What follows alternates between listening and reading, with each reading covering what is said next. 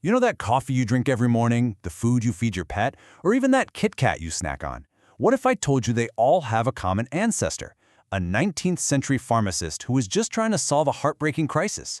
Today, we're pulling back the curtain on Nestlé, the biggest food and beverage company on Earth, to figure out how it all happened. And when I say big, I mean massive. Just look at this number. That's over 91 billion Swiss francs in revenue for 2023. To get your head around that, it's more than the entire economic output of some countries. This isn't just a company, it's a global empire, built over 160 years, one brand, and, as we're about to see, one crisis at a time. So that's the real mystery here, isn't it? How on earth did a simple, life-saving baby food formula from a tiny Swiss town explode into this globe-spanning giant that's, well, basically everywhere in our daily lives? The answer, I promise you, is not what you think. Okay, so to get to the bottom of this, we have to rewind the clock all the way back to the 1860s in Switzerland. The Industrial Revolution is in full swing, cities are booming, but this created two huge problems. Fresh milk was spoiling way too fast, and infant mortality was tragically high.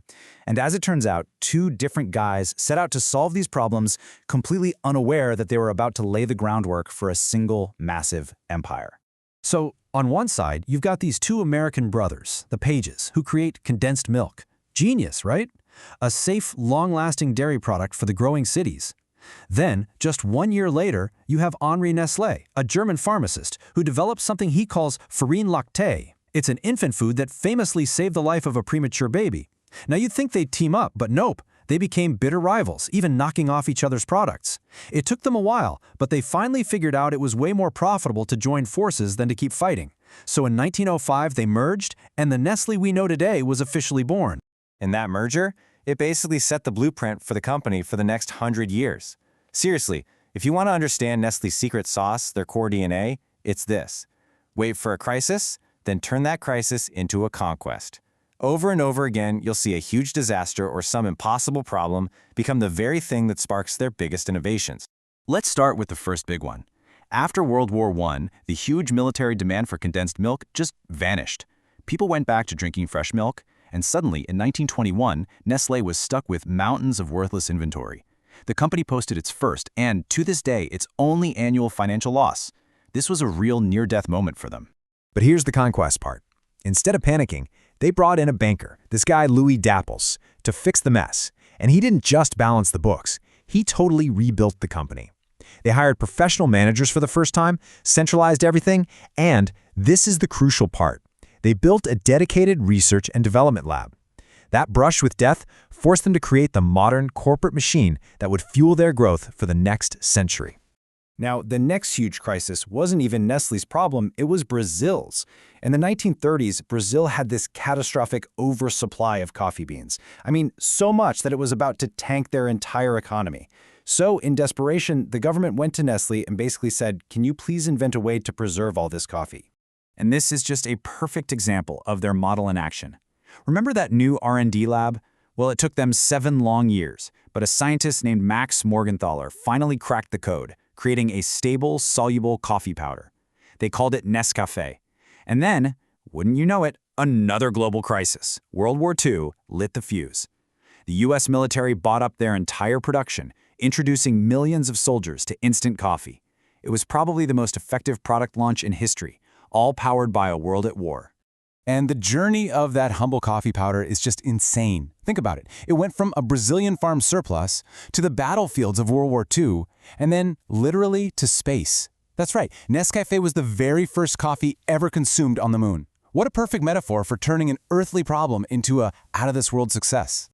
So this innovation model worked beautifully for decades, but eventually their own growth started to slow down, and Nestlé faced a new kind of crisis: stagnation. So what was their conquest this time? They became an acquisition machine. They didn't just buy companies, they went on these strategic shopping sprees to literally buy market leadership. The Carnation deal made them a powerhouse in the US. Roundtree gave them Kit Kat, a global icon. The $10 billion Ralston Purina deal, a brilliant bet on the pets or family trend that made them #1 in pet food. And that Starbucks deal? Absolutely genius. They paid over $7 billion not to buy the company, but just for the right to sell Starbucks products through their own massive global network. But, not every crisis can be solved with a clever invention or a massive checkbook. The company's biggest, most damaging crisis is one that has, in many ways, never really gone away. And I'm talking, of course, about the infant formula controversy. So back in the 1970s, activists started accusing Nestlé of marketing its infant formula way too aggressively in developing countries, places where a lack of clean water or literacy could make the product really dangerous. The company ended up suing over a pamphlet that had the headline, "Nestlé Kills Babies." And while they technically won the lawsuit, the judge gave them a stinging warning, telling them to modify its publicity methods fundamentally. It was seen as a huge moral defeat. And the fallout from that was like a domino effect. It led to the largest consumer boycott in American history at the time. That pressure, in turn, pushed the World Health Organization to create a whole international code for marketing. And even after Nestlé changed its policies, the scar on their reputation never fully healed. In fact, there's a boycott in the UK that has been running non-stop since 1988. This one crisis literally changed the global conversation around corporate ethics. Which brings us to right now. Today, Nestlé is facing a whole new set of modern crises. You've got inflation, shifting consumer habits, and even the rise of weight loss drugs that are totally changing how people eat. So what's the plan for their next big conquest? Well, first, let's just look at the battlefield. You have huge competitors like PepsiCo and Unilever, for sure, but none of them have the insane breadth that Nestlé does. They operate in 9 major categories, everything from coffee to pet care to health science. That diversity gives them this incredible resilience. If one part of the business is struggling, another can pick up the slack. It's their first line of defense. Second, they're getting back to basics. They are just doubling down on their massive billion-dollar brands. The new CEO is pumping a ton of money back into marketing and advertising. And the logic here is pretty simple. When the market gets crowded and confusing, people stick with the brands they know and trust. They're making sure icons like Kit Kat and Nescafé not only survive, but thrive. So what does this next conquest actually look like? Well, first, they're laser-focused on high-margin areas like fancy coffee and premium pet food. Second, they're moving incredibly fast on innovation, even creating food specifically for people taking those new weight loss drugs. And all of this is being paid for by a huge cost-cutting plan. It's a really clear, multi-part strategy designed to win the future of food. So, from a simple pharmacist remedy to a global colossus, Nestlé's entire history has been this relentless cycle of crises and conquest. They've survived wars, recessions, and global boycotts, but the challenges they're facing today, from AI-powered diets to the very meaning of food, are unlike anything they've seen before. Which leaves us with one last big question. Can this 160-year-old empire do it all over again?